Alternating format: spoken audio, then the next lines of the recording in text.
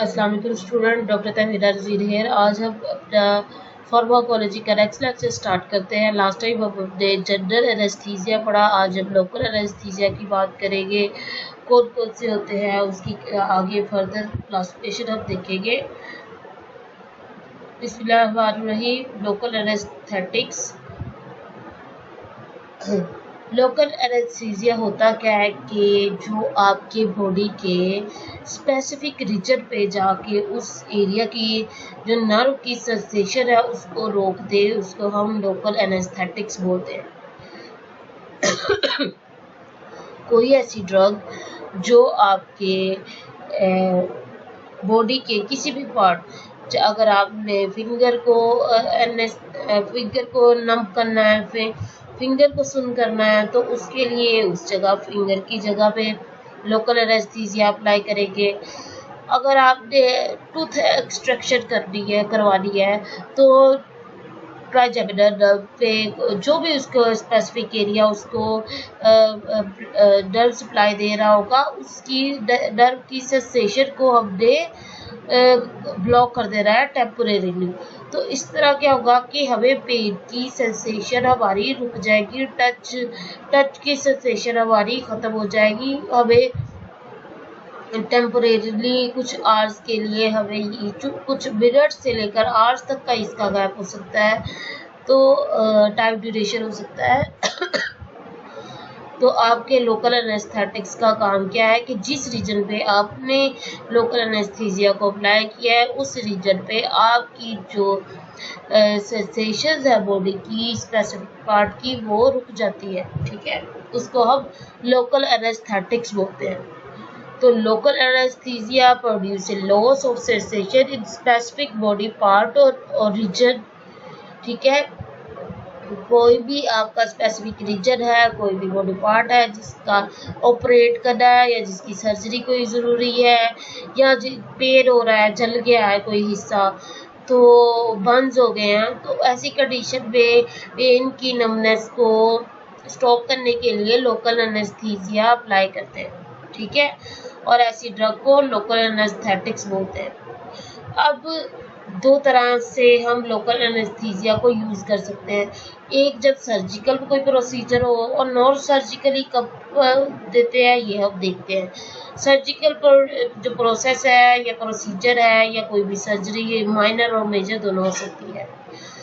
और जो non surgical procedure है इसके अंदर ऐसे पेन आएंगे, ऐसे जो बियर ना कर सके पेशेंट, जैसे कि किसी का टेंडन सूज गया है, किसी का बरसा सेल हो गया है, कोई पट्ठों में दर्द है, किसी के जोड़ों में दर्द है, या कोई भी ऐसा दर्द जो बर्दाश्त से बाहर है, उसको लोकली हम नॉन सर्जिकल प्रोसेस के लिए हम ये लोकल एनेस्थीसिया देते हैं, ठीक है। अगर हम सर्जिकल प्रोसेस की बात करें तो उसमें भी हम लोकल एनेस्थीसिया प्रोवाइड करते हैं। इसके फ़ायदे और नुकसान क्या हैं? फ़ायदा ये है कि जल्दी रैपिड रिकवरी है, lack of residual effect, side effect कम है इसके, not interfering with cardiovascular, respiratory and renal function. अगर हम जनरल एनेस्थीसिया लें तो उसके आपके कार्डियोवास्कुलर, रेस्पिरेटरी और रीनल फंक्शन, आपके किडनीज पे इफेक्ट आता है। पर अगर हम जिस जगह पे हमने ऑपरेट करना है उसी जगह जस्ट एनेस्थीसिया अप्लाई करें तो इसका बेनिफिट ये है कि इसकी वजह से हमारे बाकी मेजर ऑर्गन पे जाके कोई बुरा असर नहीं पड़ता। Lesser risk during child birth, तो इस तरह जो चाइल्ड बर्थ के दौरान अगर हम लोकली पेशेंट को करें, एनेस्थीसिया दें, तो उसके अंदर कम चांसेस होते हैं कि पेशेंट कोई दूसरे साइड इफ़ेक्ट हो।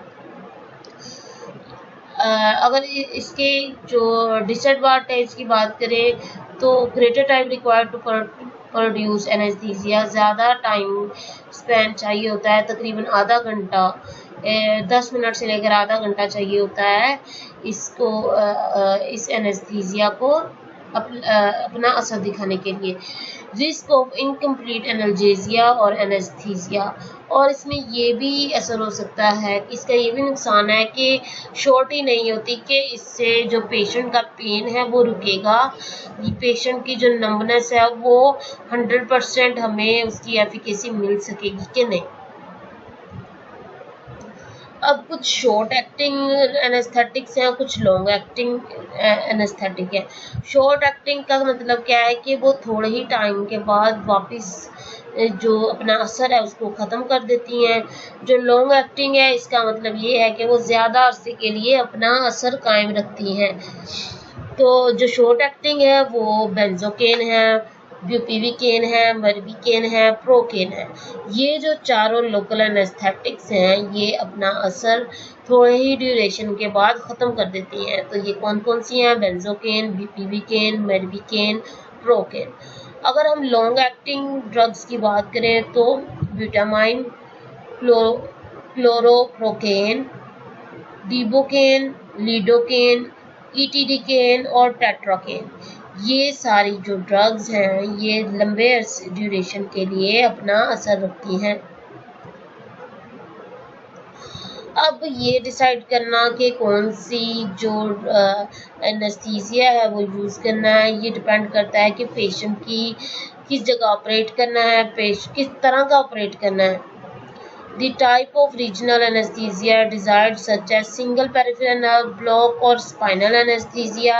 अब ये भी देखना है कि जस्ट एक नर्व को ब्लॉक करने से नमनेस कर देंगे और हमारा काम हो जाएगा, या हमें पूरा स्पाइनल एनेस्थीसिया देना पड़ेगा, सारी नर्व्स को ब्लॉक करना पड़ेगा। तीसरे नंबर पे हम पेशेंट का देखते हैं, पेशेंट का साइज़ के और उसकी जनरल हेल्थ, उसका वेट, उसकी हाइट, ये सारी चीज़ें एनेस्थीसिया के दौरान मैटर करती हैं। The duration of action of anaesthetic, और जो हम एनेस्थीसिया के लिए ड्रग चूज़ कर रहे हैं आया कि वो लॉन्ग एक्टिंग है या शॉर्ट एक्टिंग है, तो ये सारी चीज़ें डिसाइड पहले की जाती हैं।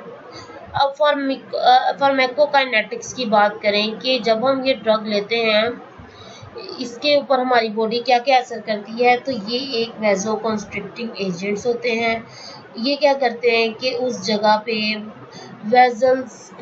वेजल की कॉन्स्ट्रिक्शन करवा देते हैं, जितनी ब्लड सप्लाई है उसको रिस्ट्रिक्ट करवा देते हैं।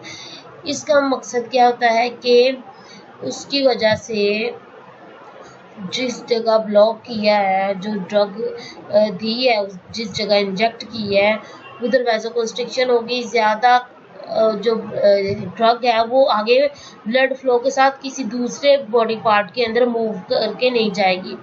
तो हम उस जगह पे अपने कोई भी हम अगर एनेस्थीसिया यूज़ करें, कोई भी एनेस्थेटिक ड्रग ले रहे हैं उसके साथ हम वैसोकॉन्स्ट्रिक्टिंग एजेंट भी यूज़ करते हैं, जिसका मकसद क्या है कि जो एनेस्थेटिक्स हैं उसका असर उसी रीजन तक रहे, ब्लड कॉन्स्ट्रिक्ट रहेगा वहाँ पे और थोड़ी ही देर, मतलब ये ऐसा नहीं कि हमेशा के लिए वहाँ से कॉन्स्ट्रिक्ट कर जाएगा, जितनी देर के लिए हमें वहाँ पे सेंसेशन का लॉस चाहिए होगा उतनी देर के लिए उस अमाउंट के लिहाज से हम वैसोकॉन्स्ट्रिक्टिंग एजेंट साथ यूज़ करते हैं।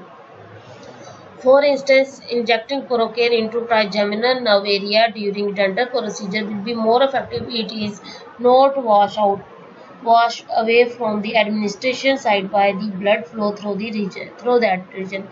अब अगर हम इंजेक्ट करें प्रोकेन को ट्राइजेमिनल नर्व में, अगर हम प्रोकेन को ट्राइजेमिनल नर्व के अंदर इंजेक्ट करें तो मकसद क्या है हमारा कि नर्व की जो पेन की सेंसेशन है ये रुक जाए, पेन की जो ये नर्व सेंसेशन लेके ब्रेन की तरफ जा रही है उसको टेम्परेरी ब्लॉक कर दें, ताकि जब हम टूथ एक्सट्रैक्ट कर रहे हैं, टूथ को निकाल रहे हैं या कोई भी उसका प्रोसीजर कर रहे हैं, तो वो जो पेन है वो आगे आपके ब्रेन तक या सिग्नल लेके ना जाए। तो अब साथ ही हम जब करते हैं तो ये प्रोसीजर और ये जो ट्राइजेमिनल नर्व का ब्लॉक है ये ज़्यादा इफेक्टिव तब रहेगा जब उस एरिया की ब्लड वेसल भी कॉन्स्ट्रिक्ट कर जाएंगी, ताकि जो हमने प्रोकेन इंजेक्ट की है वो ब्लड फ्लो के साथ किसी दूसरे बॉडी पार्ट की तरफ मूव ना कर जाए। अच्छा, अब ये जो लोकल एनेस्थीसिया है, अगर हम बहुत ज़्यादा सीवियर पेन के लिए इसको यूज़ करें तभी ये आपके बाकी बॉडी ऑर्गन पे असर रखता है। अब इसका first pass extensive first pass metabolism, और इसका मतलब कि इसका जो असर है आपके, अगर आप जो इसका जो फर्स्ट पास मेटाबॉलिज्म है, जो हमने देखा था कि ड्रग अपने ओरिजिनल साइट पे पहुंचने से पहले ही ये ज़ाया हो जाती है। उस जो ड्रग की अमाउंट ज़ाया होती है उसको हम फर्स्ट पास मेटाबॉलिज्म बोलते हैं। अब जो आपके ये एनेस्थेटिक्स हैं, इनका जो फर्स्ट पास मेटाबॉलिज्म है ये बहुत ज़्यादा एक्सटेंसिव होता है, और साथ इसको बॉडी से एलिमिनेट करने के लिए वाटर की ज़रूरत होती है। हाइड्रोलाइसिस के फिनोमेना के थ्रू वाटर के साथ ये रिएक्ट करके ब्रेक करके फिर ये बॉडी से एलिमिनेट होता है। क्लिनिकल यूज़ की बात करें तो मोस्टली हम इसको टॉपिकली अप्लाई करते हैं, मतलब स्किन के ऊपर अप्लाई करेंगे। कोई म्यूकस मेम्ब्रेन है, कॉर्निया है, या कोई भी ऐसे एक्सटर्नल एरियाज़ हैं, कोई माइनर बर्न हो गए, एब्रेशंस, कोई रगड़ लगी हुई है, इन्फ्लेमेशन है, या वूंड को साफ करना है, या कोई आई की सर्जरी है, कैटरेक्ट सर्जरी, तो इस सब में हम ये ड्रग को टॉपिकली यूज़ करते हैं। मोस्टली क्या करते हैं, 2 या 2 से ज़्यादा ड्रग मिक्सचर करके उन्होंने मार्केट में अवेलेबल होती हैं। लिडोकेन और प्रीलोकेन का फार्मूला मिलता है। इसकी वजह से जो पेशेंट है उसको उसकी जो स्केलेटल मसल्स की मोटर मूवमेंट है, या कोई ऐसी मूवमेंट जिसकी वजह से उसकी डेली एक्टिविटी डिस्टर्ब हो रही हैं, वो इम्प्रूव हो सकती है। किस तरह के हम उसकी पेन को इनहिबिट करके कोई भी उसको, जैसे स्ट्रोक का पेशेंट है, या कोई रोड इंजरी का पेशेंट है, फ्रैक्चर का पेशेंट है, तो अगर उसके साथ लोकल एनेस्थीसिया अप्लाई कर देंगे और अपनी बाकी मूवमेंट्स करवाना शुरू कर देंगे, या पेशेंट को मोबिलाइज कर देंगे कि एक जगह से दूसरी जगह वॉक करके जाए, तो वक्ती तौर पे हम जो पेन की सेंसेशन को कंट्रोल करके इसके थ्रू पेशेंट के अंदर मोटर फंक्शन लेके आ सकते हैं। अब इसके साइड इफ़ेक्ट क्या हैं, एडवर्स इफ़ेक्ट ये हैं कि पेशेंट को हाईली सेंसिटिव हो जाता है, चक्कर आते हैं, सुनने और देखने में डिस्टर्बेंस होती है, बेचैनी लगी रहती है, कपकपी, ट्रेमर्स जिसको बोलते हैं, हाइपोटेंशन, ब्रैडिकार्डिया, हार्ट रेट कम हो जाता है, अरिथमियास, इरेगुलर हार्ट रेट हो सकता है, हार्ट की बीटिंग इरेगुलर हो जाएगी। ट्रांसडर्मल एडमिनिस्ट्रेशन, अब हमने टॉपिकल एडमिनिस्ट्रेशन देखी, अब हम ट्रांसडर्मल एडमिनिस्ट्रेशन देखिए। ट्रांसडर्मल मैंने बताया पैचेस की फॉर्म में एंटोफ्रोसिस या फूलोफ्रोसिस के थ्रू हम कोई भी ड्रग को इंसर्ट करते हैं। हमने ये सारे रूट ऑफ एडमिनिस्ट्रेशन में इन सब की डिटेल भी पढ़ी थी। तो ट्रांसडर्मल पैचेस के थ्रू आप ये जो एनेस्थेटिक है उसको बॉडी में अप्लाई करते हैं। इधर एग्जांपल दी है लिडोकेन की, कि जो लिडोकेन का 5% है वो हम कोई भी मस्कुलोस्केलेटल पेन हो रहा हो तो उसके ऊपर पैचेस लगाते हैं मसल के ऊपर। ट्रांसडर्मल डर्मा मतलब कि जो मसल के ऊपर हम इसको पैच को लगा देंगे और आपके जो टेम्परेरी सेंसेशन है पेन की वो रुक जाएंगी। Infiltration anesthesia. The drug is injected directly into selected tissue, allowing it to diffuse to sensitive nerve ending within that tissue. अब infiltration anesthesia क्या है कि किसी स्पेसिफिक ऑर्गन को अगर हमने उसकी सेंसेशन रोकनी है या उस एरिया को सुन करना है तो हम उस ऑर्गन के अंदर डायरेक्ट इंसर्ट कर देते हैं एनेस्थीसिया को।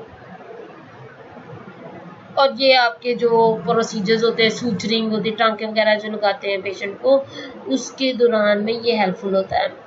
अब जो हम पेरिफेरल नर्व ब्लॉक का भी एक तरीका है जिसको हम जब कोई डेंटल का प्रोसीजर कर रहे हो, टूथ एक्सट्रैक्शन हो रही हो या कोई भी दांतों का प्रोसेस हो रहा हो तो उसमें हम जो पेरिफेरल नर्व्स हैं उसको टेम्पोरेली ब्लॉक कर देते हैं, या कोई हाथ और फुट की सर्जरी हो रही हो तब भी पेरिफेरल नर्व ब्लॉक का मेथड यूज़ करते हैं। माइनर और major, when only one distinct nerve जैसे अल्नर और मीडियन नर्व है उसको ब्लॉक किया जाए तो इसको माइनर पेरिफेरल नर्व ब्लॉक बोलते हैं। अगर एक या उससे ज़्यादा नर्व्स को हम ब्लॉक करें, पूरे प्लेक्सिस को ब्लॉक करें तो उसको हम मेजर नर्व ब्लॉक बोलते हैं। Peripheral nerve block, the anesthetic is injected close to the nerve trunk so that transmission along the peripheral nerve is interrupted to control post-surgical pain in several clinical situations. अच्छा, अब क्या बात कर रहे हैं कि पेरिफेरल नर्व ब्लॉक हम nerve के अंदर डायरेक्ट इंजेक्ट नहीं कर देते, हम नर्व के पास इंजेक्शन के थ्रू लिक्विड या लिडोकेन जो भी आपने प्रीलोकेन जो भी आप अवेलेबल होती है ये एनेस्थेटिक्स, उसको हम इंजेक्ट कर देते हैं और वो आहिस्ता से आपके जो नर्व का पूरा प्लेक्सिस है उसके अंदर डिफ्यूज़ कर जाती है और पेन की सेंसेशन को कंट्रोल कर लेती है। अब बात करते हैं एपिड्यूरल और कॉर्डल एनेस्थीसिया और स्पाइनल और इंट्राथीकल एनेस्थीसिया की। Injection of the drug into the epidural space, that is space between the bony vertebral column and the dura mater। आपकी जो स्पाइनल कॉर्ड होती है उसकी 3 लेयर्स होती हैं। सबसे बाहर जो होती है वो ड्यूरा मैटर होती है, फिर आपका अरकनॉइड मैटर और उसके बाद आपका पाया मैटर आता है। जो इनर आपकी स्पाइनल कॉर्ड की लेयर हो उसको पाया मैटर बोलते हैं। अगर हम बोनी लेयर और जो आपकी ड्यूरा मैटर है उसके दरमियान जो एपिड्यूरल स्पेस है उसमें इंजेक्शन को इंसर्ट करें और उस एरिया स्पेसिफिक एरिया को ब्लॉक करें तो उसको हम एपिड्यूरल और कॉर्डल नर्व ब्लॉक बोलते हैं। ठीक है, अगर और ये खुसूसन जो लंबर की सर्जरीज हैं उस ड्यूरेशन में उस वक्त ये एपिड्यूरल नर्व ब्लॉकेज चाहिए होता है। अब स्पाइनल और इंट्राथीकल की बात करें तो जो आपका सब अरकनॉइड स्पेस है, that is space between arachnoid membrane and the pia mater, जो आपकी सबसे इनर और मिडल लेयर के दरमियान की स्पेस है। पाया मैटर और अरकनॉइड मेम्ब्रेन के दरमियान जो स्पेस सब अरकनॉइड स्पेस है उसके अंदर जो इंजेक्शन इंसर्ट करते हैं एनेस्थीसिया का तो उसको हम स्पाइनल और इंट्राथीकल इंजेक्शन या नर्व ब्लॉक बोलते हैं। Spinal block usually administer at L3 L4 और L4 L5 लेवल पे। तो जो अगर हमने स्पाइनल ब्लॉक करना है तो आपके लंबर वर्टिब्रा में से जो लंबर वर्टिब्रा 3 और 4 है, लंबर वर्टिब्रा 4 और 5 है, इन दोनों की जो सबअरकनॉइड स्पेस है इसके अंदर हम इंजेक्ट करेंगे और स्पाइनल एनेस्थीसिया के इफेक्ट आएंगे। अब ये जो स्पाइनल ब्लॉक है ये कहाँ कहाँ यूज़ होता है? ये जो प्रेगनेंसी बेबी डिलीवरी के लिए सी सेक्शन यूज़ होता है, ऑब्स एंड गाइनी में, तो उस ड्यूरेशन में स्पाइनल जो एनेस्थीसिया ये बहुत कॉमन है। उसके अलावा स्पाइनल जो सर्जरीज हैं पे लंबर की कोई भी सर्जरी हो तो भी स्पाइनल एनेस्थीसिया देते हैं। Total hip replacement, total knee replacement, ये जो ऑपरेशंस हैं इनके दौरान भी आपकी स्पाइनल ब्लॉक का एनेस्थीसिया देते हैं। सिंपैथेटिक ब्लॉक, इसमें क्या होती है जो सिंपैथेटिक इफ्रंट नर्व्स हैं जो सप्लाई है उसको हम ब्लॉक कर देते हैं, या हम blockade of sympathetic function during peripheral and central nerve efferent sympathetic discharge. तो हम पेरिफेरल और सेंट्रल नर्व्स की जो सिंपैथेटिक फंक्शन है उसको ब्लॉक कर देते हैं। Inject the local anaesthesia into the region surrounding the sympathetic chain ganglion that innervate the affected limb. वो नर्व सप्लाई का एरिया, वो गैंग्लियन का पार्ट जिसने आपके स्पेसिफिक लिम्ब को सप्लाई देनी है उसके उस पार्ट के ऊपर हम इंजेक्ट कर देंगे और सिंपैथेटिक नर्व ब्लॉक का इफेक्ट लेंगे। इंट्रावीनस रीजनल एनेस्थीसिया, इसको बाय ब्लॉक भी बोलते हैं। Anaesthetic is injected into peripheral when which carry it to local area nerve local vasculature carry that anesthesia to nerve of the limb. Application of tourniquet to localize the drug within the extremity, but it increases risk of ischemic neuropathy if left for 2 hours. तो इसमें बात कर रहे हैं कि हम intravenous भी inject कर सकते हैं एनेस्थीसिया को, पर जिस एरिया में करना है उसके ऊपर हम ज़ोर से वो जो हमारी टर्निकेट एक स्ट्रिप सी होती है उसको हम बाइंड कर देते हैं ताकि उस जगह ब्लड फ्लो कम हो जाए, कंस्ट्रिक्ट कर जाए। तो पर इसका नुकसान ये है कि इसकी वजह से उस जगह सेल डेड होना शुरू हो जाएंगे ऑक्सीजन की डेफिशिएंसी से। मैकेनिज्म ऑफ एक्शन क्या होगा? Blocking action potential propagation along neuronal axon inhibiting the opening of membrane sodium channel. The action potential will not be propagate past that point. मकसद क्या है? नर्व ब्लॉक में होगा क्या कि आपका एक्शन पोटेंशियल पास नहीं करेगा, न्यूरॉन और एक्सोन एक्साइट नहीं होंगे और सोडियम चैनल ओपन नहीं होंगे। Differential nerve block refers to ability of a given local anaesthetic dose to block specific nerve fibre depending on the size diameter of the fibre. तो इसमें बात यह है कि अगर हम कोई भी एनेस्थीसिया अप्लाई करते हैं तो वो नर्व की एबिलिटी के लिहाज से नर्व ब्लॉक होती है। अगर जो छोटे डायमीटर की नर्व्स हैं वो जल्दी ब्लॉक हो जाएंगी बनिस्बत उनके जो बड़े डायमीटर की नर्व्स हैं। तो जो बड़े डायमीटर की नर्व्स हैं उनको ब्लॉक होने के लिए ज़्यादा कंसंट्रेशन ड्रग की चाहिए होती है। इधर एक लिस्ट बताई हुई है जिसमें जो आपके फाइबर्स हैं नर्व के alpha, beta, gamma, delta, type B, type C और सिंपैथेटिक, इन सब की डायमीटर बताए हुए हैं, इनका फंक्शन बताया हुआ है। तो इधर बताया है कि जो सबसे जो छोटी स्मॉल डायमीटर की नर्व है, नर्व फाइबर्स हैं जैसे टाइप सी फाइबर्स हैं, वो जल्दी सेंसरी जो नर्व पेन की सेंसेशन है उसको लेके जाते हैं, तो वो बहुत जल्दी थोड़ी ही एनेस्थीसिया की अमाउंट पे वो ब्लॉक हो जाएंगे। ठीक है, वो सेंसेशन ले जाना बंद कर देंगे।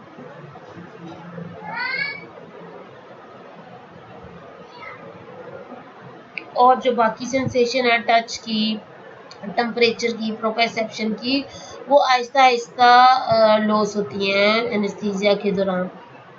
और सबसे एंड पे जो लॉस होता है वो आपका मसल का मोटर फंक्शन है, मतलब मसल को आप जो मूव करते हैं वो सबसे लास्ट में लॉस होगा, क्योंकि वो अल्फा फाइबर्स के थ्रू उसको सप्लाई मिल रही है और alpha fibres large in diameter हैं। तो इधर बात बताने का मकसद ये है कि जो स्मॉल डायमीटर की नर्व फाइबर्स होंगे वो जल्दी ब्लॉक हो जाएंगे बनिस्बत उनके जो लार्ज नर्व फाइबर्स होंगे।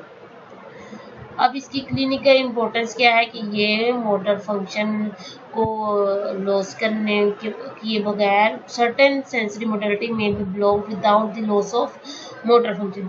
ये मोटर फंक्शन को ब्लॉक किए बगैर या लॉस हुए बगैर हम कुछ सर्जरीज कर सकते हैं, जैसे कि लेबर है, डिलीवरी है।